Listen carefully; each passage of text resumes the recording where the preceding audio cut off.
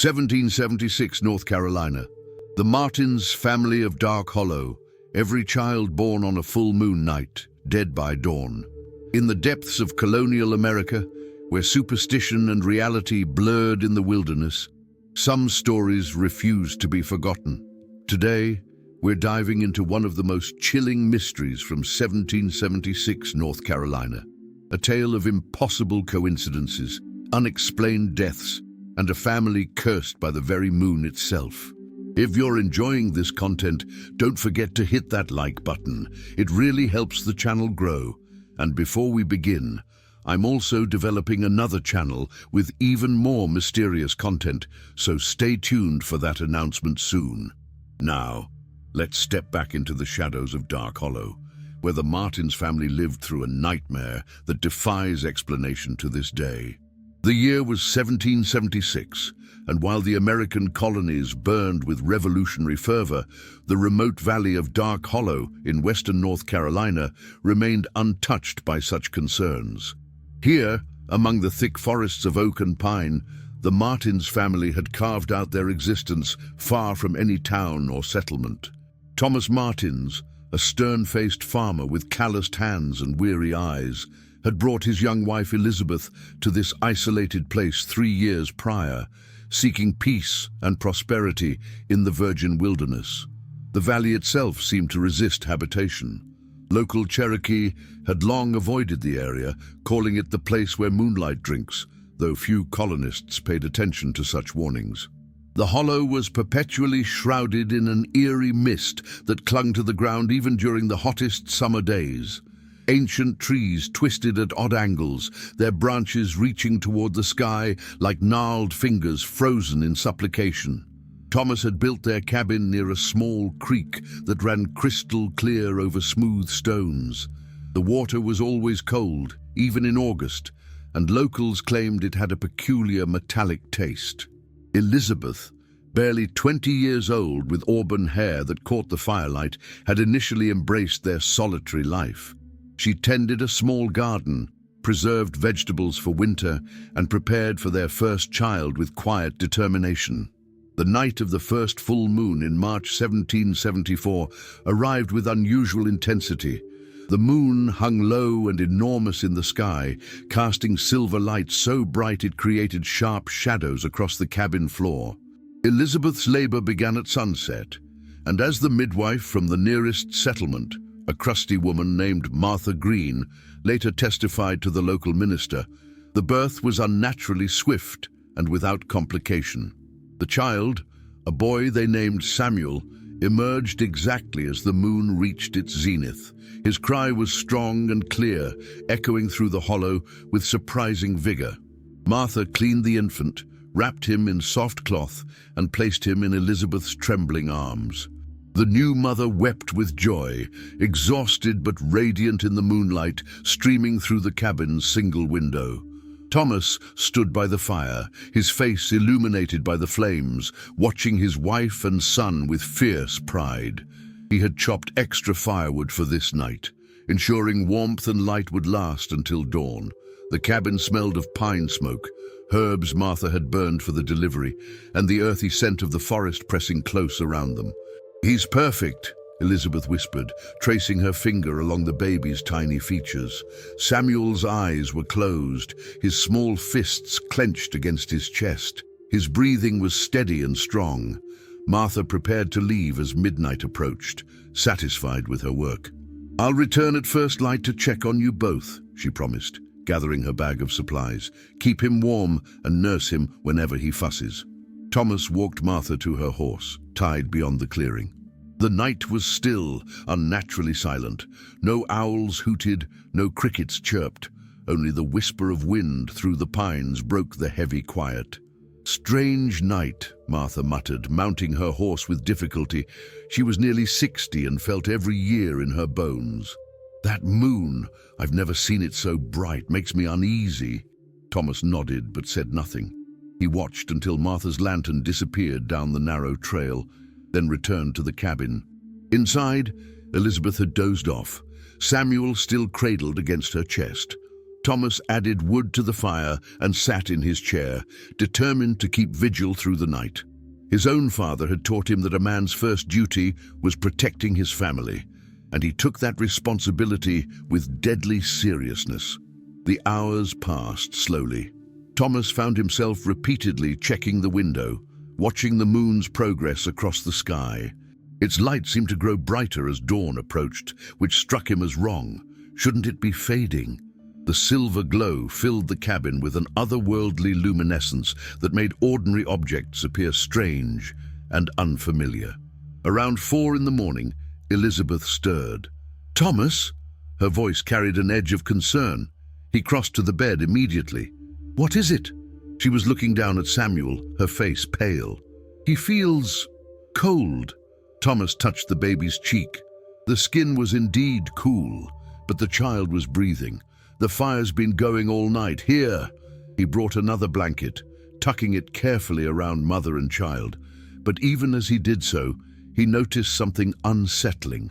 Samuel's breathing had changed. It was shallower now, irregular. The robust color that had flushed his cheeks at birth was fading, replaced by an ashen pallor. "Thomas, something's wrong."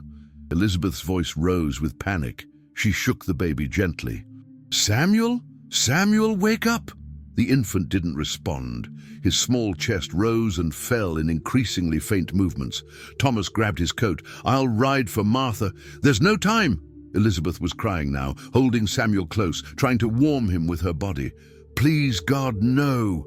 Thomas stood helpless, watching as his son's breathing grew weaker. The moon outside had begun its descent, but its light seemed to intensify, flooding through the window with almost physical force. Everything in the cabin was bathed in silver, the walls, the floor, Elizabeth's desperate face, and the tiny, dying infant in her arms. If you're enjoying this story so far, hit that like button and subscribe to the channel. It really helps me continue bringing you these mysterious tales. As the first hint of grey dawn touched the eastern horizon, Samuel Martins drew his last breath. He simply stopped breathing, with no struggle, no final gasp, just a peaceful cessation of life. Elizabeth's scream shattered the silence of Dark Hollow, a sound of pure anguish that seemed to echo off the valley walls. Thomas held his wife as she sobbed, the small, still body between them. The moon finally set, and daylight crept into the cabin, revealing the full horror of their loss. Samuel had lived less than 12 hours. Martha arrived shortly after sunrise to find the young parents devastated. She examined the infant's body with practiced hands, but could find no cause of death. No fever, no rash, no signs of distress. The child had simply died. "Sometimes," Martha said quietly, unable to meet their eyes, "babies just slip away. The Lord works in mysterious ways." But Thomas had noticed something that chilled him. In death, Samuel's tiny hands were clenched tight, and when Thomas gently opened one fist, he found the palm marked with what looked like a crescent-shaped bruise, dark and distinct, like the shadow of the waning moon. Grief consumed the Martins household through the spring and summer of 1774. Elizabeth rarely left the cabin, and when she did, her eyes were distant and hollow. Thomas threw himself into farm work, clearing more land, building unnecessary fences, anything to exhaust himself into dreamless sleep. They buried Samuel on a small rise behind the cabin, marking the grave with a simple wooden cross. The local minister, Reverend Josiah Blackwood, visited monthly to provide what spiritual comfort he could. A gaunt man with piercing blue eyes and a voice that carried the weight of absolute conviction, Blackwood had served the scattered settlements of western North Carolina for 15 years. He had seen death in all its forms, disease, accident, violence, but something about the Martins situation troubled him deeply. "The Lord tests those he loves," Blackwood intoned during one visit, his hands folded over a worn Bible. "Your son is with the angels now, free from earthly suffering." Elizabeth nodded mechanically, but Thomas noticed how her hands never stopped moving, twisting a handkerchief into knots, unraveling it, twisting again. By autumn, Elizabeth discovered she was pregnant again. The news brought conflicting emotions, hope mixed with terror, joy shadowed by the memory of loss.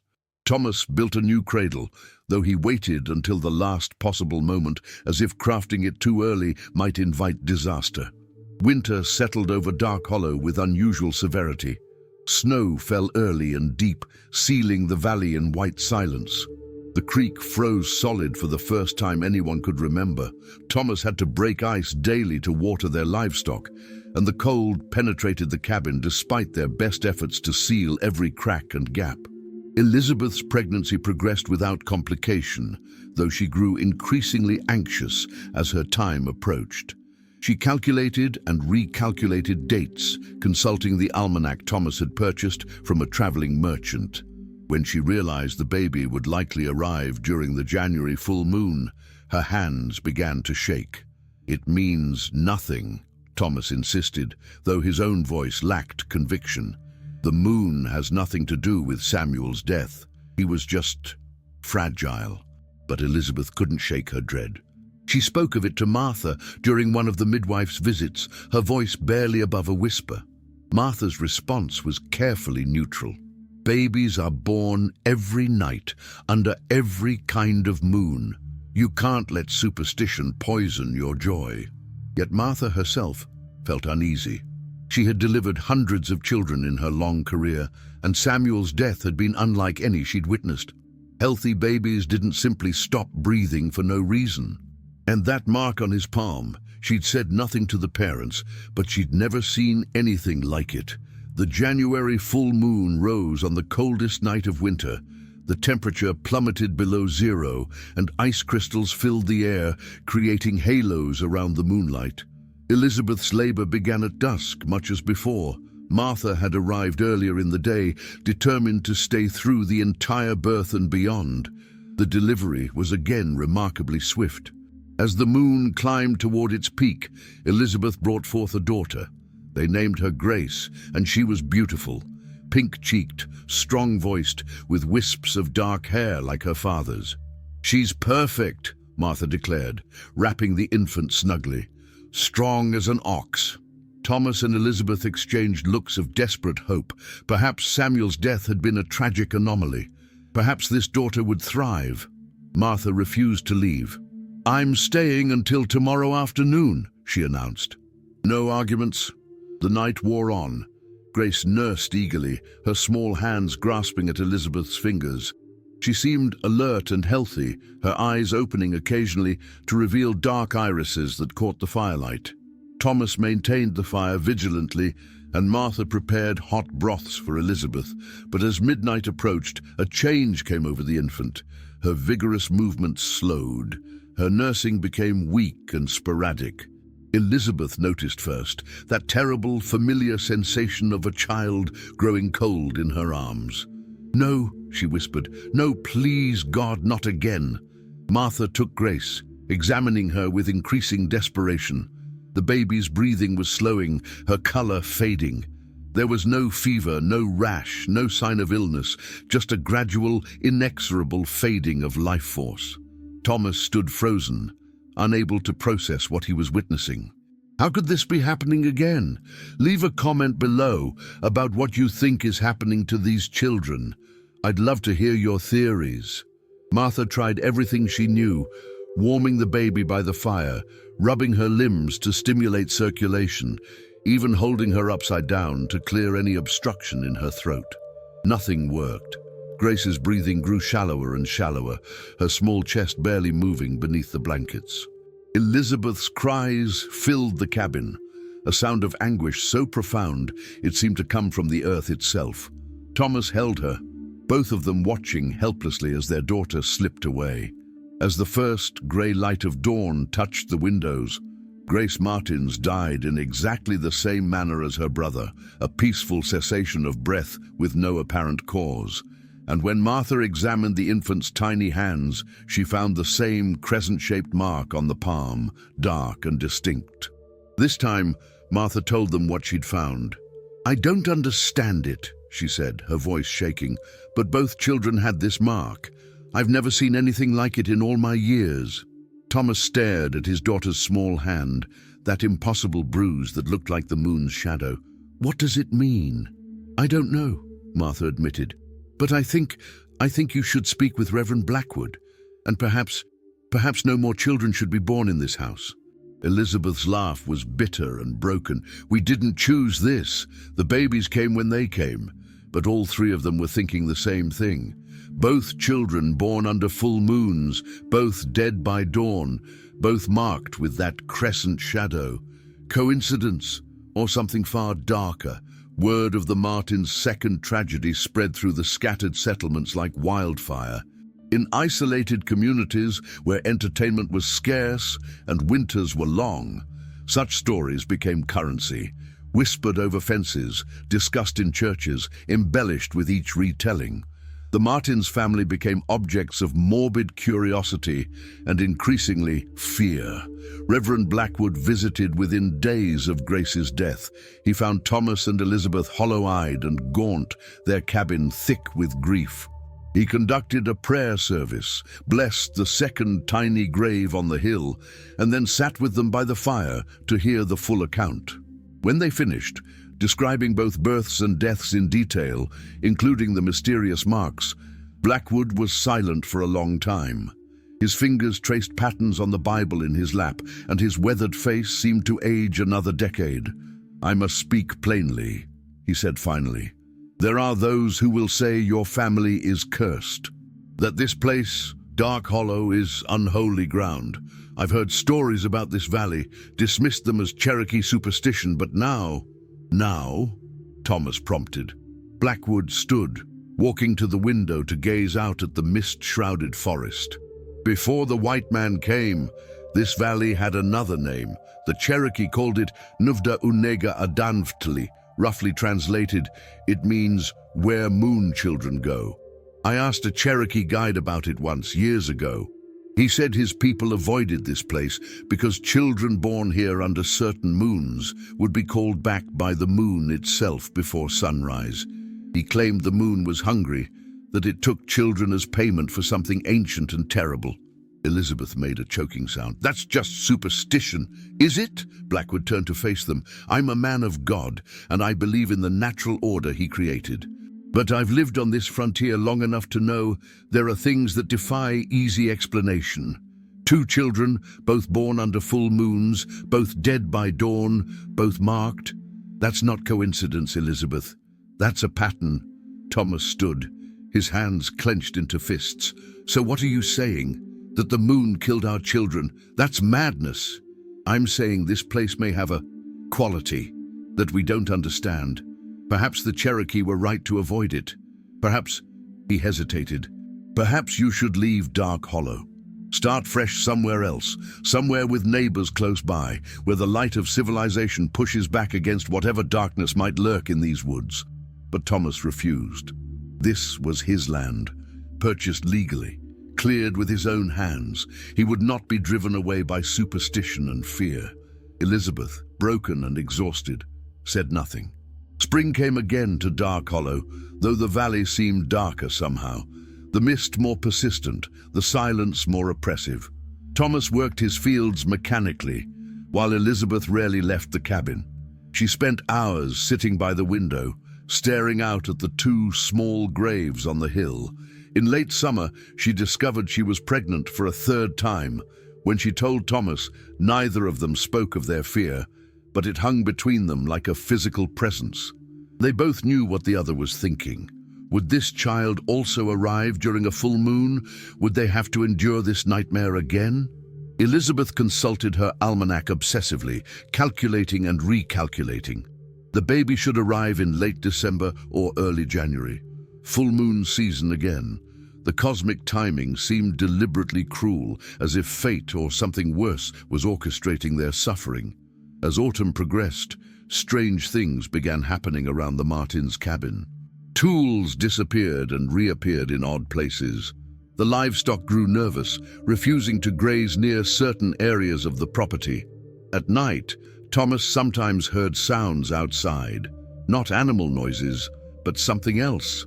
A kind of low humming that seemed to come from the earth itself. Elizabeth reported dreams, or were they visions? of a woman in white standing at the edge of the forest, watching the cabin. Sometimes, on very bright nights, she swore she could see figures moving in the mist, pale and translucent, like smoke given vaguely human form. Thomas dismissed these as products of grief and pregnancy hormones, but privately he was also experiencing disturbing phenomena. Twice he woke in the dead of night to find himself standing outside in his nightclothes with no memory of leaving the bed. Once he discovered he'd walked all the way to the graves on the hill and his bare feet were muddy and cold. Martha refused to come for the third birth. When Thomas rode to her cabin to ask, she met him at the door with fear in her eyes. "I can't," she said simply. "I'm sorry, Thomas, but I can't go through that again. Whatever's happening in Dark Hollow, it's beyond my skills. You need to take Elizabeth to town, have the baby there, away from that cursed valley." But Elizabeth was too weak and too far along to make the difficult journey. They would have to face this alone. December brought brutal cold and the heaviest snows anyone could remember. The Martins were completely isolated, cut off from any help or civilization. Thomas chopped wood constantly, keeping fires burning day and night, though no amount of warmth seemed to penetrate the chill that had settled into the cabin's bones. On the night of December's full moon, Elizabeth's labor began. This time, there was no midwife, no experienced hands to guide the process. Thomas delivered his own child, a boy, with trembling hands and desperate prayers. They named him Joseph. The birth was harder than the previous two. Elizabeth lost significant blood, and the baby's first cries were weak and reedy. But he lived, and for a few precious hours, Thomas allowed himself to hope. Perhaps being born without a midwife present had broken whatever curse or pattern had claimed his other children. Perhaps this son would survive. He wrapped Joseph in every blanket he could find, keeping him close to the fire. Elizabeth, exhausted and pale, watched from the bed with haunted eyes. "Tell me he's warm," she whispered. "Tell me his color is good." Thomas nodded, though already he could see the familiar, terrible signs. Joseph's movements were slowing. His breathing was becoming shallow. The robust pink of birth was fading to ashen gray. "No!" Thomas said through gritted teeth. "Not this time. I won't allow it." He did everything he could think of, warmed rocks to place in the cradle, prepared warm sugar water to try to feed the infant, even carried Joseph outside into the brutal cold, thinking perhaps a shock might revive his flagging life force. Nothing worked. As dawn approached, Joseph Martins followed his siblings into death, and like them, his tiny palm bore the crescent mark, that impossible bruise that looked like the moon's shadow etched into newborn flesh. Elizabeth's scream echoed through Dark Hollow, a sound so filled with anguish and rage that it seemed to shake the very foundations of the cabin. In that moment, something broke inside both parents. Not just hope, but something deeper, some essential part of what made them human. The winter of 1775-1776 was the harshest anyone in western North Carolina could remember. Snow piled higher than cabin roofs, and temperatures plummeted so low that birds froze mid-flight and fell from the sky. The Martins, entombed in their valley, descended into a kind of madness born of grief and isolation. Thomas stopped maintaining the farm. He spent his days chopping wood with manic intensity, clearing trees far beyond what they needed, as if he could somehow cut down the forest itself and expose whatever darkness lurked within it. His hands bled through torn gloves, but he didn't stop. The physical pain was a welcome distraction from the agony in his heart. Elizabeth rarely left the bed. She would lie for hours, staring at the ceiling, occasionally whispering to children who weren't there. Sometimes Thomas would hear her singing lullabies to empty air, her voice cracked and broken. In March, as spring thaw began, Elizabeth discovered she was pregnant again. When she told Thomas, he reacted with pure horror. "No," he said, backing away from her. "No, you can't be. I haven't touched you in months." But they both knew that wasn't entirely true. In the depths of winter, seeking warmth and comfort and some escape from grief, they had come together a handful of times. Neither could remember exactly when, those dark months blurring into one continuous nightmare. Elizabeth laughed, a sound devoid of humor. "The moon wants another child, Thomas. Don't you see? It won't stop until we leave, and maybe not even then. This thing, whatever it is, it's inside me now. Part of me. I'm breeding children for the moon to harvest." Thomas tried to convince her to travel to town, to stay with the minister or in a boarding house when her time came, but Elizabeth refused. "It doesn't matter where the birth happens," she said with eerie calm. "The moon will find its child. The moon always finds what belongs to it." Through spring and summer, Elizabeth's pregnancy progressed, and with it, the strangeness around the cabin intensified. The mist that perpetually filled Dark Hollow grew thicker, sometimes so dense that Thomas couldn't see the forest's edge from the cabin door. Strange lights appeared in the woods at night, not fireflies which hadn't yet emerged, but cold blue-white glows that moved with apparent purpose. Neighbors from the nearest settlement, nearly 10 miles away, began to report unsettling encounters. Travelers who took the road past Dark Hollow spoke of hearing children's laughter echoing from the valley, though no children lived there. One hunter claimed he saw 3 small figures playing near the Martins' cabin at midnight, their forms glowing with silver light. Reverend Blackwood visited in late summer, bringing supplies and news from the wider world. The colonies were at war with Britain, the Continental Congress had declared independence, history was being made. But none of it seemed real or relevant in Dark Hollow, where time moved differently and older, darker powers held sway. The Reverend found Thomas gaunt and wild-eyed, his hair gone prematurely grey. Elizabeth was heavily pregnant and moved like a woman in a trance, her belly swollen with the child she believed was already doomed. "You must leave this place," Blackwood urged. "Both of you, before the baby comes. I'll take you to town myself, find you lodging, help you start over." But Thomas shook his head. "It's too late, Reverend. Whatever this is, we're part of it now. The Hollow owns us, just like it owns our children." Blackwood tried to pray with them, but the words seemed to die in the air, powerless against whatever force permeated this cursed valley. Before he left, he made them promise to send word when the baby was born, though he suspected he already knew how the story would end. The baby, a girl they would name Hope in bitter irony, arrived on the night of September's full moon. Elizabeth's labor was short and brutal. She hemorrhaged badly, and Thomas, working alone, barely managed to save her life. The infant girl was born screaming, her cries piercing and strong. For a moment Thomas dared to hope. Hope herself seemed vigorous, her color good, her movements robust.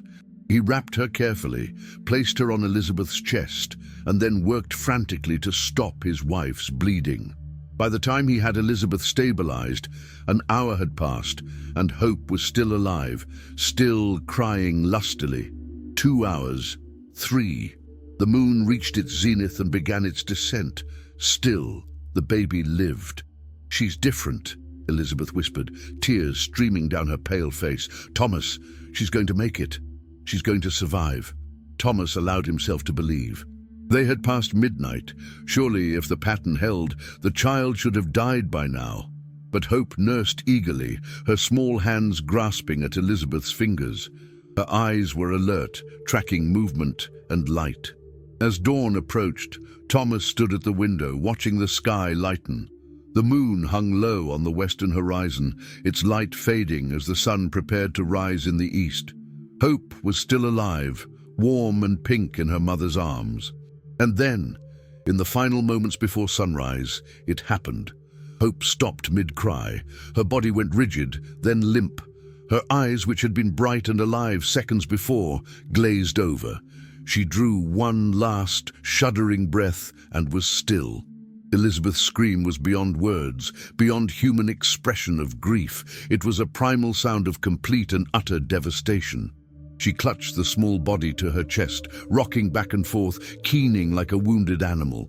Thomas staggered back from the window, his mind finally breaking under the weight of impossible loss. 4 children, 4 full moon births, 4 deaths at dawn, 4 tiny bodies buried on the hill behind the cabin.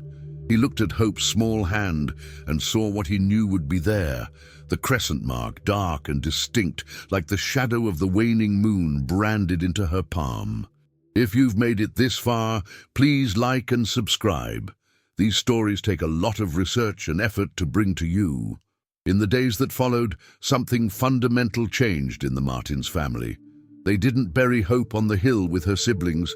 Instead, Elizabeth kept the small body in the cabin, wrapped in blankets, refusing to let her go. She would sit by the cradle, rocking it gently, singing lullabies to a child who would never hear them. Thomas stopped trying to reason with her. He had his own demons to wrestle with. At night, he would walk out to the hill and stand among the 4 graves, Samuel, Grace, Joseph, and finally Hope, when he eventually convinced Elizabeth to let her rest there. He would talk to them, apologizing for bringing them into the world, for not being able to protect them, for not understanding the evil that permeated Dark Hollow until it was too late. Autumn faded into winter, and the Martins' cabin became a tomb for the living. They barely spoke to each other, each lost in private hells of grief and guilt. The farm fell into complete disrepair. Weeds reclaimed the fields. The cabin's roof began to leak. They were dying slowly, just like their children, only their deaths would take longer. By early 1777, rumors about the Martins family had spread throughout western North Carolina and beyond. The story had taken on mythic proportions, embellished and distorted with each retelling. Some said the parents had made a deal with the devil.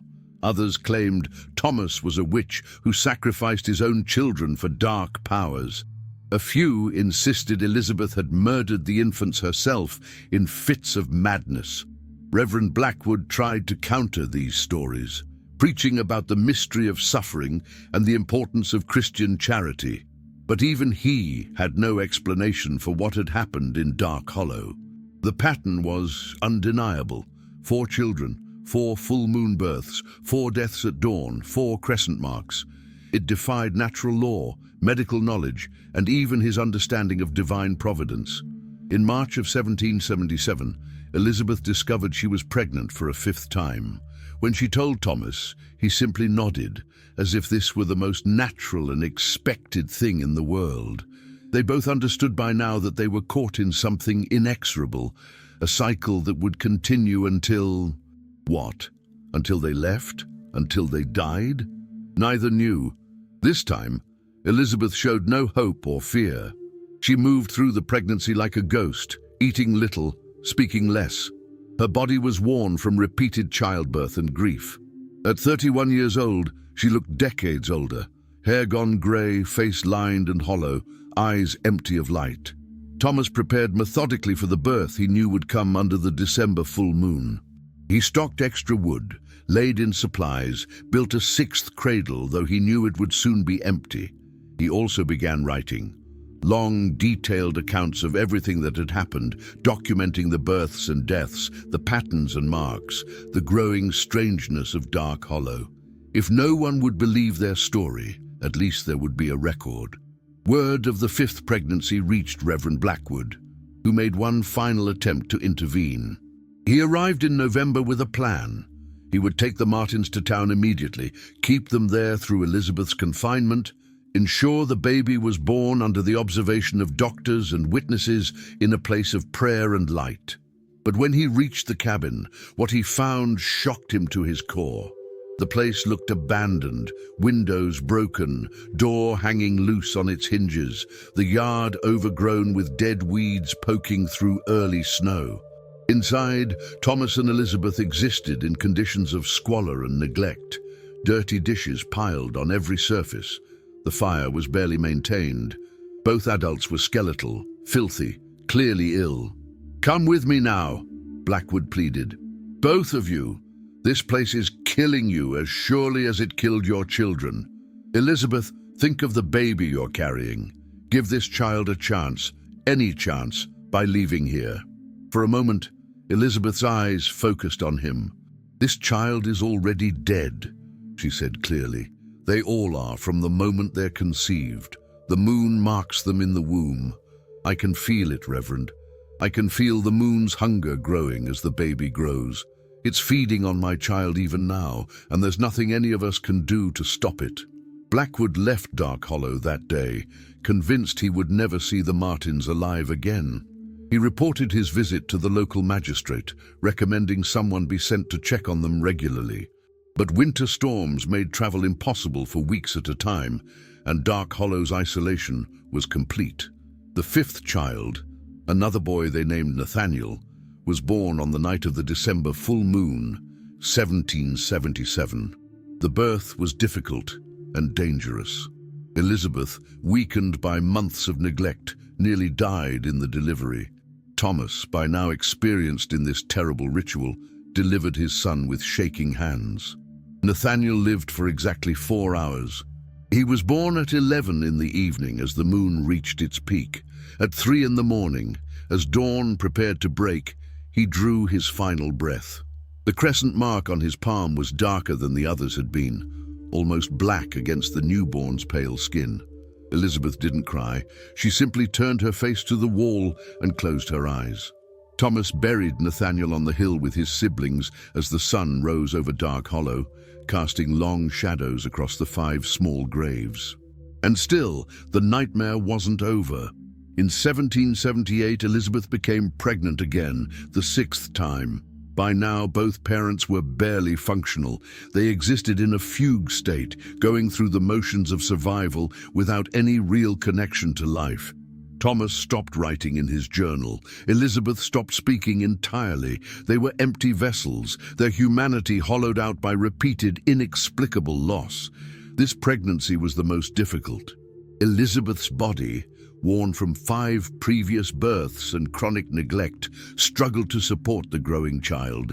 She developed complications, bleeding, fever, weakness that left her bedridden for weeks at a time. A practical person might have seen this as mercy. Perhaps she would miscarry. Perhaps her body would finally rebel against this cycle of death. But the pregnancy continued. In November, Martha Green received word that Elizabeth was near her time and in dire condition. Despite her previous refusal, the old midwife's conscience wouldn't allow her to ignore the situation. She made the difficult journey to Dark Hollow, bringing medical supplies and grim determination. What she found horrified her. The cabin was a ruin, cold, filthy, dark. Thomas was barely coherent, muttering to himself about the moon and shadows and children who called to him from the forest. Elizabeth was skeletal and feverish, her pregnant belly grotesquely large on her wasted frame. "You're coming with me," Martha declared. "Both of you right now. Elizabeth, you'll die if this baby is born here, and likely the child with you." But it was already too late. Elizabeth's labor began that very night, the night of the full moon, of course. Martha did her best, but the delivery was catastrophic. The baby, a girl, was born blue and still, strangled by the umbilical cord. She never drew breath, never cried, never lived. And yet, when Martha examined the infant's tiny palm, there was the mark, the crescent shadow branded into flesh that had never known life. Elizabeth hemorrhaged massively. Martha worked desperately to save her, but the blood wouldn't stop. As the moon set and dawn broke over Dark Hollow, Elizabeth Martins died, her hand still reaching toward the stillborn daughter she would never hold. Thomas, witnessing his wife's death, seemed to fully wake for the first time in months. The magnitude of what had happened, what Dark Hollow had taken from him, crashed over him in a wave of lucid, terrible clarity. 6 children dead or stillborn. His wife dead. His life destroyed. His mind shattered. He walked out of the cabin into the dawn light, leaving Martha frantically trying to revive Elizabeth's cooling body. He walked to the hill where 5 small graves waited. 6 now, with the addition of this final unnamed daughter, and soon 7, when they buried Elizabeth. Martha found him hours later, sitting among the graves, talking quietly to the dead. He didn't resist when she led him back to the cabin. He helped her prepare Elizabeth's body for burial, working with mechanical efficiency. They dug the grave together, Martha insisting on helping despite her age, and laid Elizabeth to rest beside her children. Before Martha left Dark Hollow for the last time, she asked Thomas what he would do. "Stay," he said simply. "This is where my family is. This is where I belong. Thomas, this place has taken everything from you." "Not everything," he interrupted. "It left me. It left me here to remember, to bear witness. Someone has to remember them, Martha. Someone has to keep the graves." Martha departed, reporting the tragedy to Reverend Blackwood and the local authorities. There was talk of forcibly removing Thomas from the valley, of committing him to an asylum for the mad, but ultimately, no one wanted to enter Dark Hollow. The valley's reputation had grown too dark, too fearsome. If Thomas Martins wanted to live among his ghosts, let him. Over the next few years, occasional travelers reported seeing smoke from the Martins' cabin, proof someone still lived there. Some claimed to see Thomas working the graves, maintaining them with obsessive care. Others swore they heard children's laughter echoing from the valley on nights of the full moon and saw silver lights dancing among the trees. In 1782, a group of surveyors passed near Dark Hollow and decided to investigate the legendary valley. They found the cabin abandoned and partially collapsed. The graves on the hill were impeccably maintained, 6 small ones and 1 larger, each marked with a simple wooden cross. But of Thomas Martins, there was no sign. One surveyor claimed he saw a figure standing at the edge of the forest, a gaunt man with wild grey hair and hollow eyes watching them. But when he called out, the figure vanished into the mist, and his companions insisted he'd seen nothing but shadows and fog. The surveyors also discovered Thomas's journal, hidden in a leather pouch beneath the floorboards. Its pages documented everything: the births, the deaths, the marks, the growing conviction that Dark Hollow was a place where the boundary between the natural and supernatural had worn dangerously thin. The final entry, dated late 1781, read simply, "The moon still rises. The moon still watches. I hear my children calling in the night. Soon I will join them, and the hollow will have its full harvest. Let no family settle here. Let no child be born in this cursed place. The moon's hunger is never satisfied. The moon's hunger is eternal." The journal was given to Reverend Blackwood, who read it with mounting horror and then locked it away, believing the world wasn't ready for such darkness. He preached a sermon about the Martins family, framing their tragedy as a test of faith and a warning about the dangers of isolation. But he never spoke publicly about the specific details: the pattern of full moon births and dawn deaths, the crescent marks, the impossible consistency of the horror. If you enjoyed this deep dive into one of America's darkest mysteries, leave a comment below. What do you think really happened in Dark Hollow? Was it truly supernatural, or is there a rational explanation we're missing? And if you haven't already, make sure to subscribe and hit that notification bell so you never miss another mysterious tale. Dark Hollow remains largely uninhabited to this day. Modern maps show the valley, though few visit it.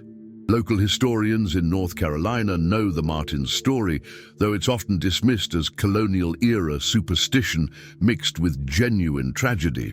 The graves, if they still exist, have never been officially located, though some claim to have found evidence of old burial sites on the hill described in Thomas's journal.